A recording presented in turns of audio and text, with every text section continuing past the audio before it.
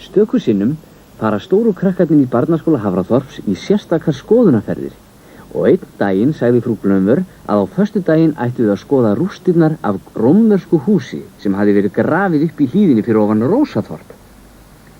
Í vagninum á leiðinni flutti frú Glömvör sagnfræði fyrirlestur yfir þeim. Sjáu nú til, börnin góð. Fyrir mörgum öldum réðust margar þjóðir inn í England. Fyrstir komu Rómverjar sem margir álíta hafi lent við Hafraþorp, svo komu Danir og loks Normannar.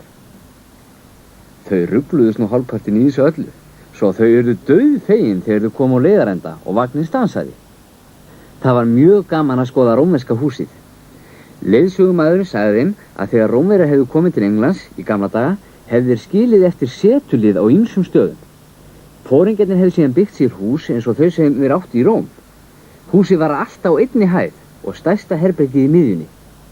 Rómverjar voru mjög snjallir, sagði leiðsögumaðurinn. Vissuði að þeir fundu upp eins konar miðstöðarhitun, leiddur pípur sem heitt loft blés úr undir marmargólfi. Þegar leiðsögumaðurinn hætti að tala og sagði, nokkrar spurningar, rétti Blámann-Litlu upp höndin og spurði, er það satt að Rómverjar hafi lent í Hafraþorpi? Það veit nú enginn með vissu, en þeir lentu einhvers staðar á þessum slóðum, sagði leiðsögumaðurinn. En last ekki söguna sem var í blöðunum daginn? Strákur á aldur við þig var að byggja sandkastal á ströndinu og gróf þá upp gamalt rómverskt sverð. Hann fékk að eiga það og seldi það fyrir 250.000 krónur. Börnin göftu af undrun. 250.000 krónur? Það voru einhver smáræðis peningar. Miklu meir en þau getur sparað saman af vasapeningunum sínum á 100 árum. Þegar þau fóru inn í vagnin til þess að fara heim, voru þau enn að tala um sverðið. Hvað myndir þú kaupa, Blámann, ef þú ætti 250.000 krónur? Spurði Raggi rauðmagi. Ég myndi kaupa nýjan sendibíl handa pabba. Pabbi Ragga átti fiskbúðin í Hafraþorpi og gamli sendibílinn hans var orðinn ansi lélegur. Ég myndi kaupa nýtt hús handa mömmu, sagði Blámann-Litli. Og ég myndi hafa það eins og rómverskt hús í laginu og ef einhver afgangur myndi ég kaupa 6 dósir af gosi. Ég myndi kaupa með sjoppu, sagði Hrappur Vestmann. Og ég myndi ekki hleypa neinum inn nema sjálfum mér. Elsabetu Leiknisdóttir fannst þetta kjánalegt. En þið myndi eyða öllum peningunum í hvelli. Ég myndi leggja þá í banka og geyma þá. En við erum nú svo sem ekki búin að finna neitt sverð. Við skulum fara niður að Hafrahöfn helgina og ef við finnum sverð, skulum við skipta peningunum á milli okkar. Allir fellust á þetta og á laugardaginn fóru þau öll niður á höfn með skóflur og fötur. Fjaraðarna nær gríðarlega langt út eftir ströndinni, eiginlega eins langt og augað eigir, kannski lengra. Það var erfitt að ákveða hvað ætti að byrja að grafa. Við skulum spyrja Sævar gamla, sagði Blámann-Litli. Hann þekkti ströndina svo vel. Þið muni kannski að Sævar gamla á heima í bát sem börnin hjálpaði honum að kaupa. Ég veit ekki neitt rómversk sverð, tautaði hann. Ég hef nú heldur ekki verið hérna síðan á tímum Rómverja. En Sævar gamli benti þeim á stað þar sem sokkar stóðu upp úr sandinu og þar hófust þau handa. Það var heitt í veðri og erfitt að grafa og leita. Get ég sagt ykkur? Ekki leið og löngu áður þau heyrðu króp og köll og sáu hvar Völundur og frú Glömvör voru úti að synda. Halló, krakkar, kallaði frú Glömvör. Eru það að byggja sandkastala? Nei, hrópuðu þau á móti. Við erum að leita að rómverskum sverðum. Þau leituðu tímunum saman en þau fundu ekki neitt merkilegt. Pottlokk, nokkrar þvottaklemmur, smá taubút, hálfónýta brúðu, 2 gamla ósamstæða skó og nokkrar tómar gosdósir. Ekki var þetta nóg fyrir húsi eða sjoppu og ekki einu sinni fyrir sendibíl. Þetta gengur ekki, sagði Elsabetu Leiknisdóttir. Við verðum að gera þetta á vísindalegan hátt. Það sem okkur vantar er málmleitartæki. Hvaða fyrirbæri er nú það? Tautaði Hrappur Vestmann. Honum var orðið illt í bakinu og var orðinn grautfúll.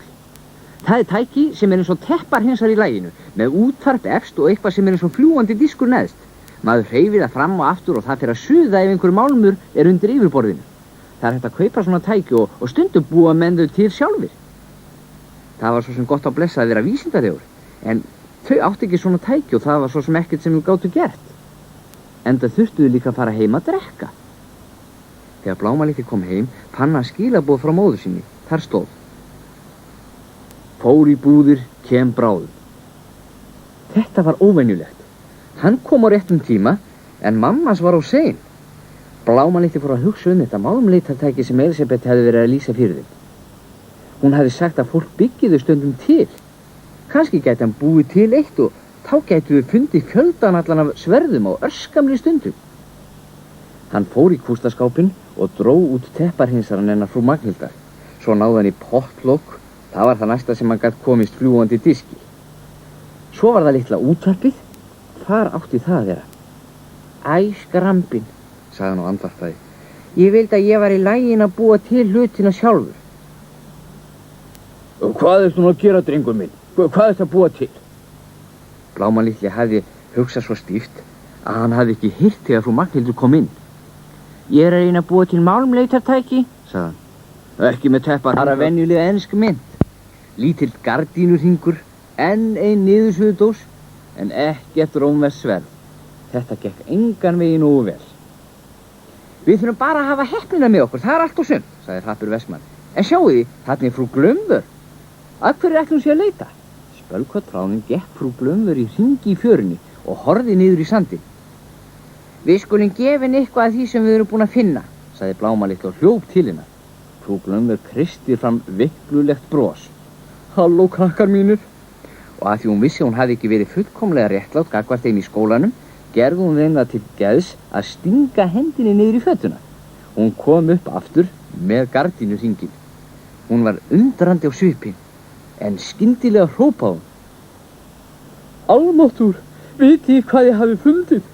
Giftingarhringinn minn, hann rann af fingrinum á mér þegar ég var að synda og Sævar gamli sagði ég skyldi leita í fjörunni því að stundum skolaði svona smádóti á land. Þið eruð alveg ofsa snjöll. Og hún var svo glöð að hún fór að gráta. Blámann litli lánaði henni vasaklútinn sinn og þegar hún var búin að jafna sig, fór hún með þau öll að ísbílnum og keypti stærstu ísa sem hægt var að fá. Einn á mann. Hún keypti meira að segja einn handa Sævari gamla. Sagði Sævar gamli. Þetta sagði ég ykkur, maður finnur helst hluti þegar maður er ekkert að leita að þeim.